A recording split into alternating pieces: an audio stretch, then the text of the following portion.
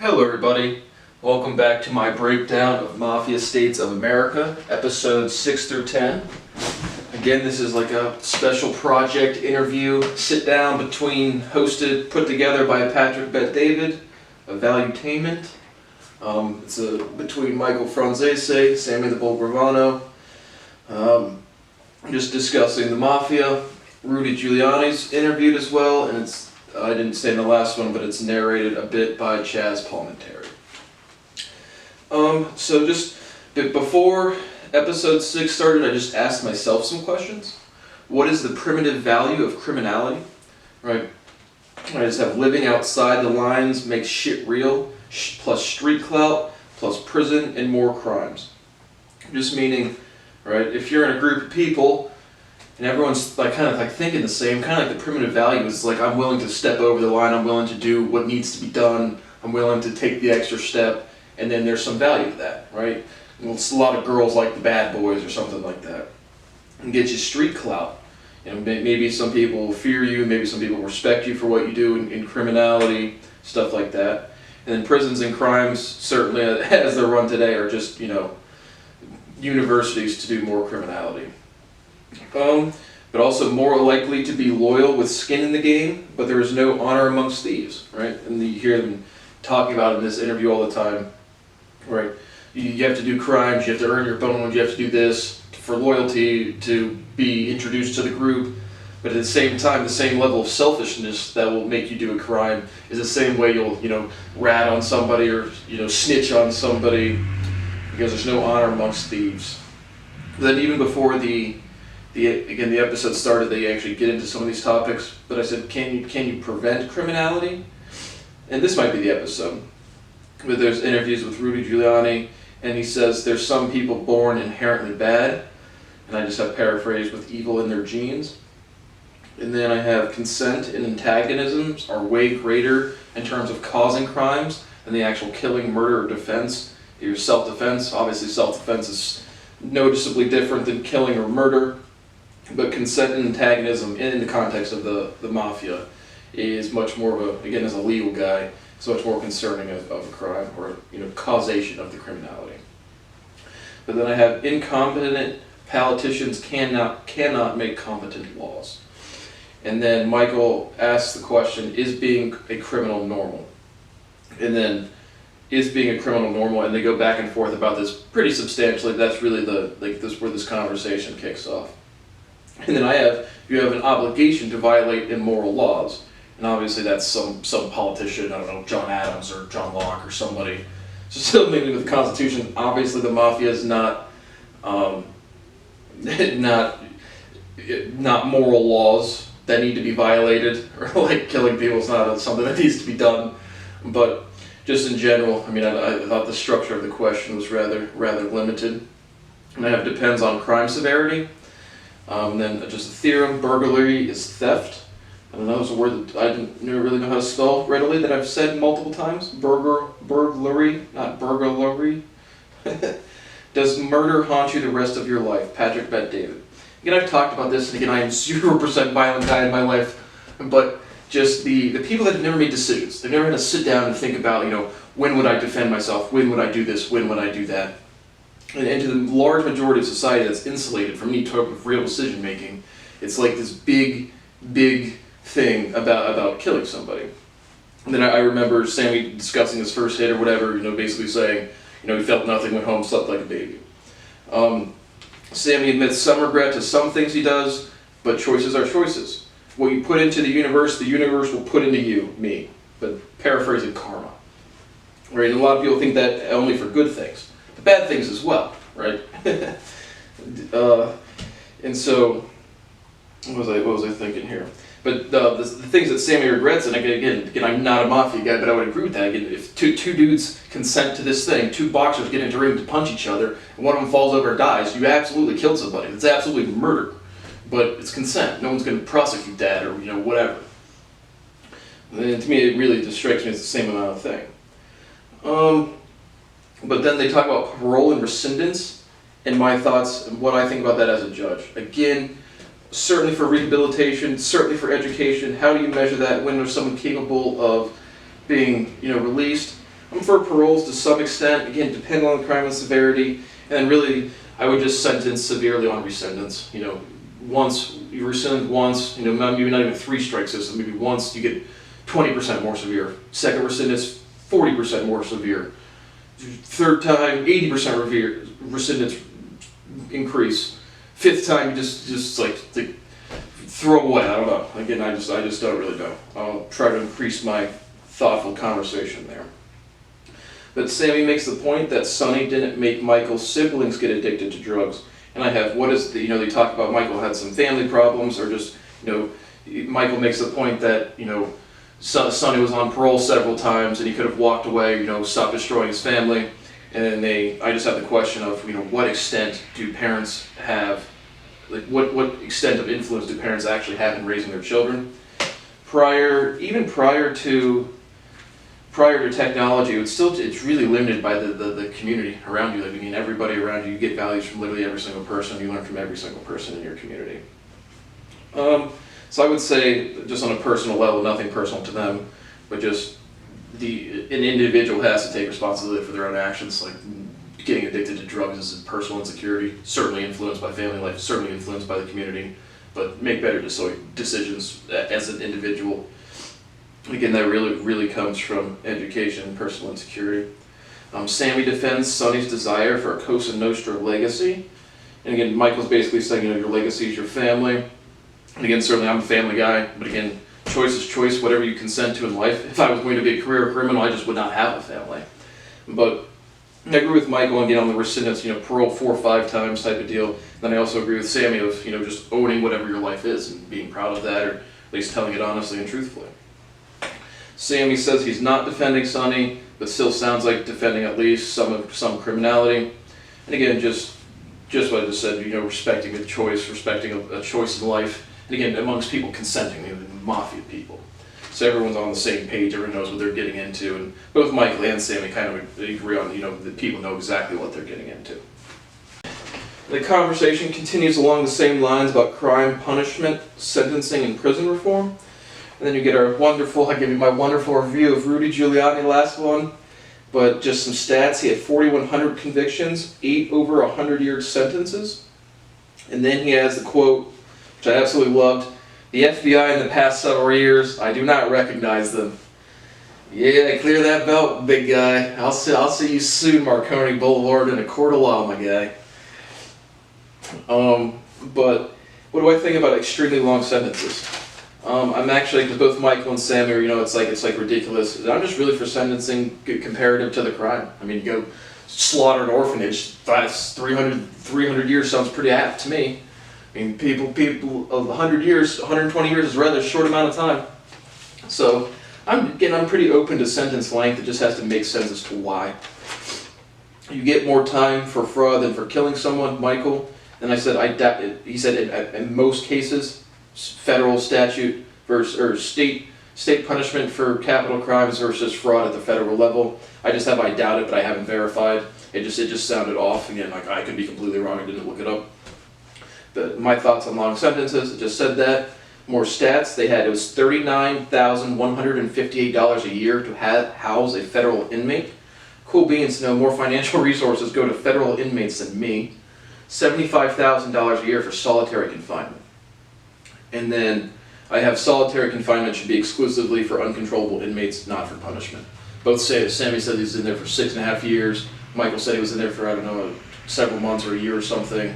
But solitary confinement, you have a constitutional right against cruel and unusual punishment. Isolation like that without an uncontrollable violence is completely unconstitutional. It's a violation, and it's torture. It's true torture.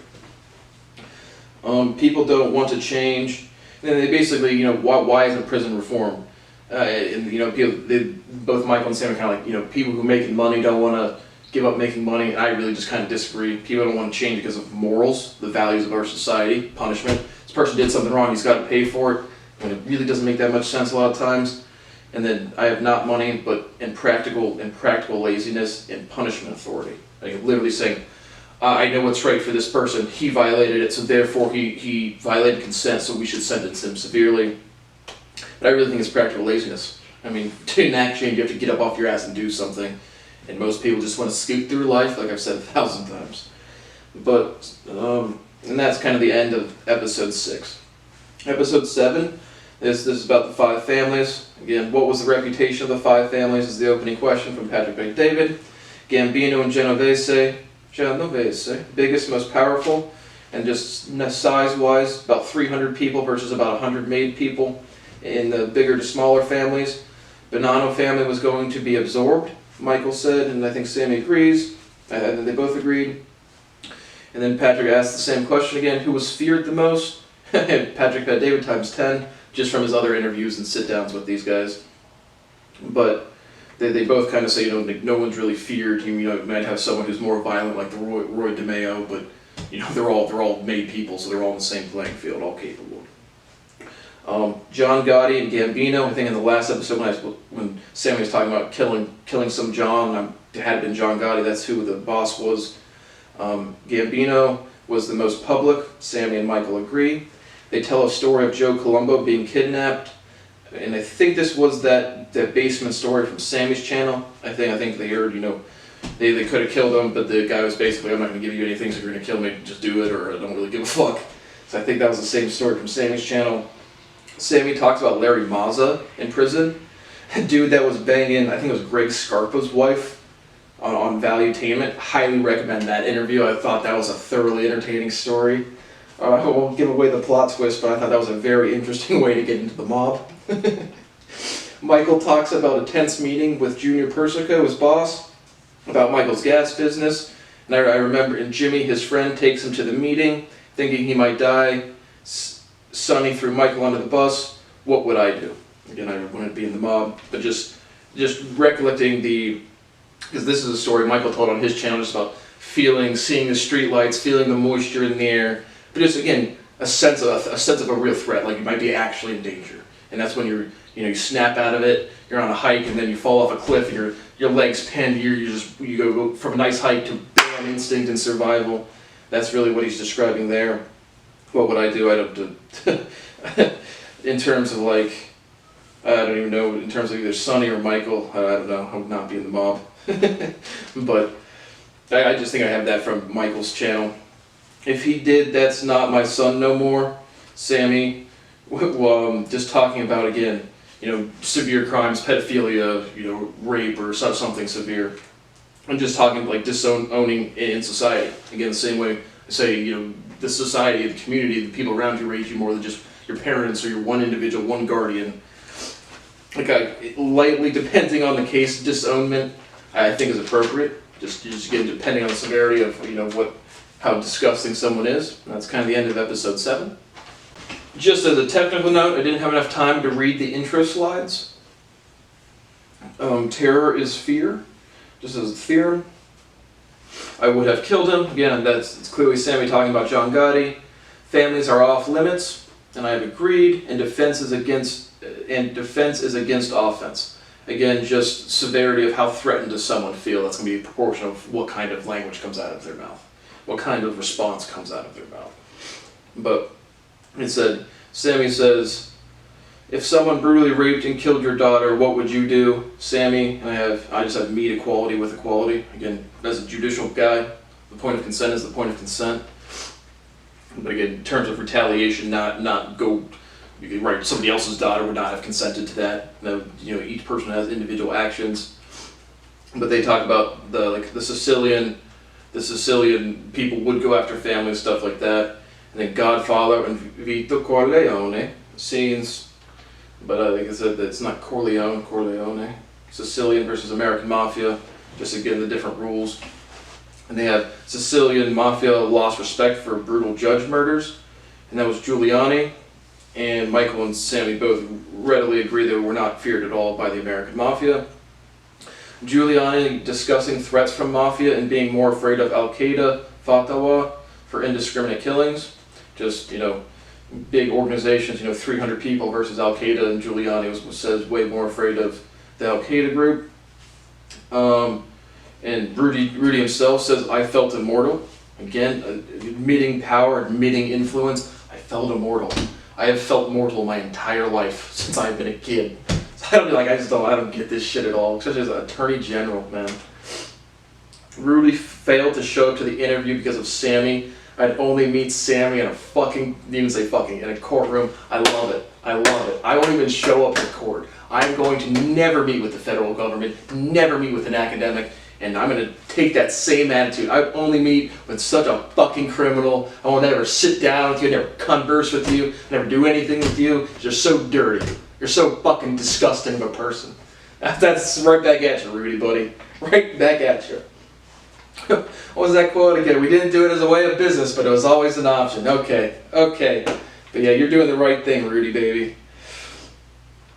Sammy offers a very reasonable court hearing, and Rudy is a fucking coward. To which Sammy gave Patrick Bet-David says that's why Giuliani won't show up, and I think Sammy's counter offer is very reasonable. I respect Sammy's response. Michael defends politics. It's something, again, like Sammy just getting livid about another man not wanting to sit down to another man, especially when it's intimately related to even prosecuting each other, just interacting with life in any extent. And Michael says something like, do you really want to defend the Democratic Party? Michael errs a little bit too much to politics, and Sammy's just, and I have Sammy knows something. It just seems like he knows something more about Giuliani, or just, more about this situation, and clearly can't say something, or maybe not. But Michael tries to make it political, and it's just not. And then Patrick Bet-David kind of gets upset too, and he goes, "It's his job," and you can tell it says, "I don't take sides much, but I'm with Sammy here, just in terms of another man sitting down with another fucking man, clearly in security around, no bullshit, regardless of the situations." Again, fuck the feds, fuck the fucking feds. But I was Sammy here. Again, I told you, this is, again, last episode I said I hate the phrase, just doing it for my job. You have a shitty job if you do the wrong thing, especially if you're a politician or a lawmaker, and then you violate the law. That's the dirtiest you could be. The dirtiest you could fucking be. So I thought that was, minute 29 to 31:15 was a good exchange. And then they teach police to kill criminals. Michael says that. And I just said, how's that going? You see in the news, planning to shoot him in the back. I just saw another case here in Ohio. Wasn't even body cam footage, and he was shot 5 times. And this is interesting: 5 times in the back, once in the buttocks. Last time I checked, people say ass backwards because your ass is on your back. So it was just again random weird court case differentiation here in Ohio. But the police kill lots of people because they have the ability to boop boop boop shoot their guns. Sorry, there's a trash truck that's going to be here for a bit, so you're going to hear some beeping in the background. They discuss, is killing normal for defense? I have yes. Or is killing normal? No. For defense, yes. Patrick Bet-David defends doing a job. Life is more than money. Giuliani is a true crime fighter. Patrick Bet-David. I just have laughed my fucking ass off.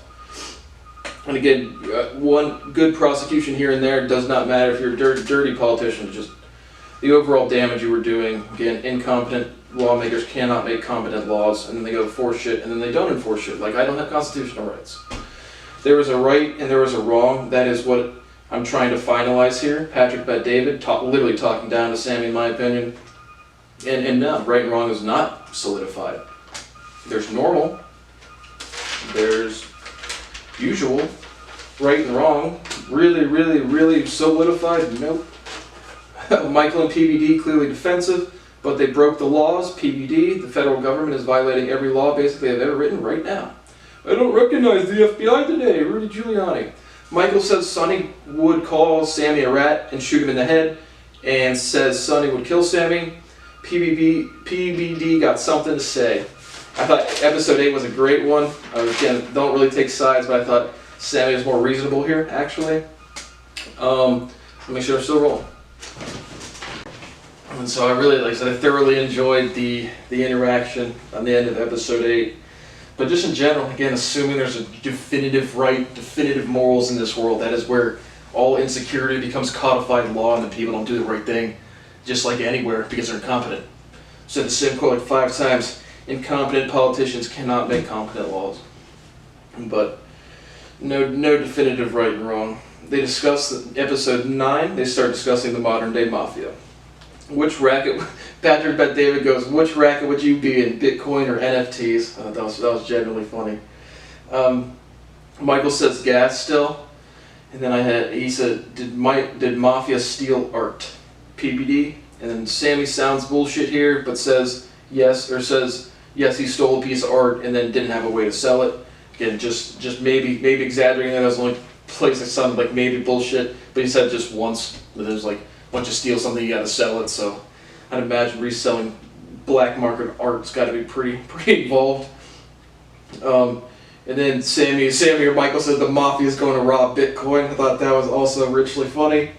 And I like baseball cards for fun. I don't know, Patrick Bet-David references baseball cards, but I think baseball cards are just any sort of memorabilia, anything trading, anything you would see on Storage Wars or Pawn Stars. I would like just trading anything like that. I think would be good.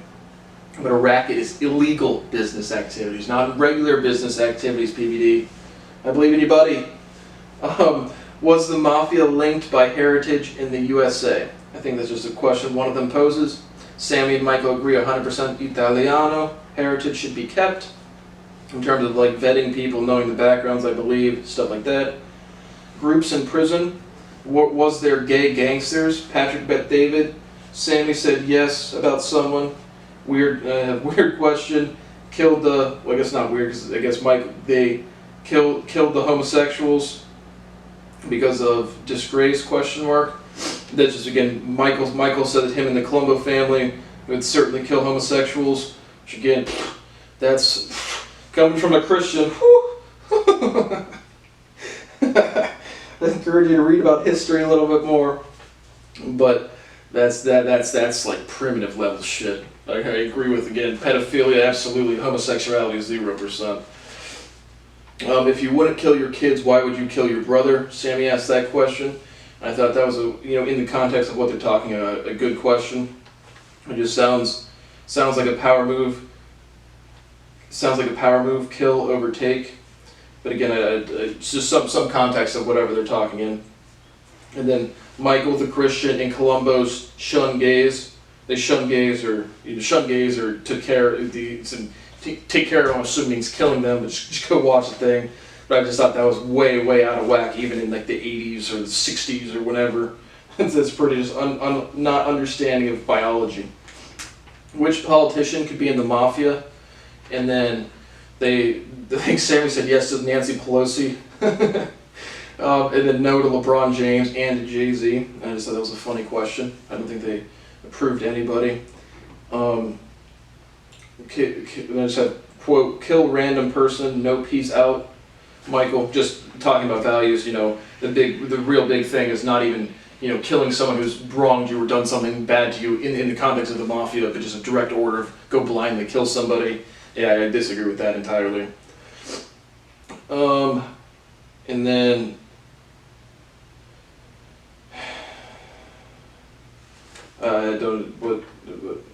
but no to being a Crip or a Blood. Like Michael wouldn't be in a gang, but be in some sort of organization. And I do think it's a good point. Like I said, I think blindly killing is bad.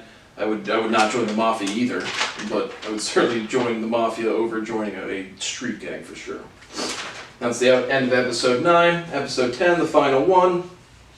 Michael calls out Sammy on hotboxing with Mike Tyson. I've not seen that interview.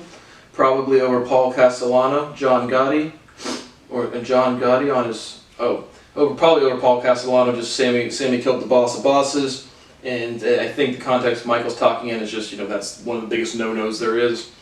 And then he makes the comment, John Gotti on his worst day was better than Sammy on his best day. And then I don't remember exactly, I don't think Sammy really reacted that much. And then you called me a liar and a fake Christian, Michael.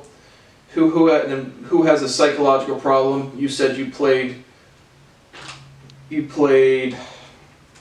read my own handwriting, with me. So Sammy's at Michael, he agrees. You played cards with me, or I think cards with me. No, I just did a good interaction at the beginning of episode 10. No one knows shit about Jesus or God. Again, they're both trying to talk about God or Jesus or Christianity. Jesus was the translator of God's word. But Michael substantially underestimates who God is. Again, God was brutal, certainly in the context of history. How was the Catholic Church viewed by the mob? Patrick Bet-David. I just have my stories from the Italian festival in Ohio. Basically just, there's an Italian festival in Ohio, which I thoroughly enjoyed going to. They just have these spinny gambling games. They'd be like, this percentage goes to the church, this percentage goes to the church. And so it seemed like very consistent with what they said, this percentage goes to the church. If the mob didn't have Vatican connections, then the Vatican didn't need it. I have that. But I think they say there's no corruption in the Vatican or whatever, and I'm like, I don't know, have you guys ever seen Spotlight? Like there's plenty of rule benders in the Vatican. So if the mob didn't have Vatican connections, the Vatican did not need it. What happens when you die? They ask that question. No interesting response, but then I just have how little people know about God. And again, he was an ancient linguist. Jesus was an ancient, more relative linguist. But it's like God's dead. It's an individual who died, he lived, he died, he's over here. The reality. So, I don't know. The universe doesn't forget. But karma, respect, equality, again, what you put out into the world is going to come back to you sooner or later. Michael and Sammy show respect to each other. And then just in the same context, because again, they're talking about Christianity and large life and afterlife and stuff. I just have Lord is to God what Jesus is to Christ. Again, separating, when people say the word Lord, they mean God, not Jesus. And then Sammy ends with a fantastic quote, fuck Giuliani. LOL, love it, handshake for respect, good shit, the end. So, overall, thoroughly enjoyed it. I'll even bump it up to an A+, because it's probably some of the last, heyday of the mob people still around, so extreme novelty, great. I do think after figuring out how to buy the thing, I thought it was great production, PBD. Overall, very good on everyone's part. Thoroughly enjoyed it, highly recommend, and thank you for your stories, Michael and Sammy. So, go watch Mafia States of America, the whole series. Thanks for watching.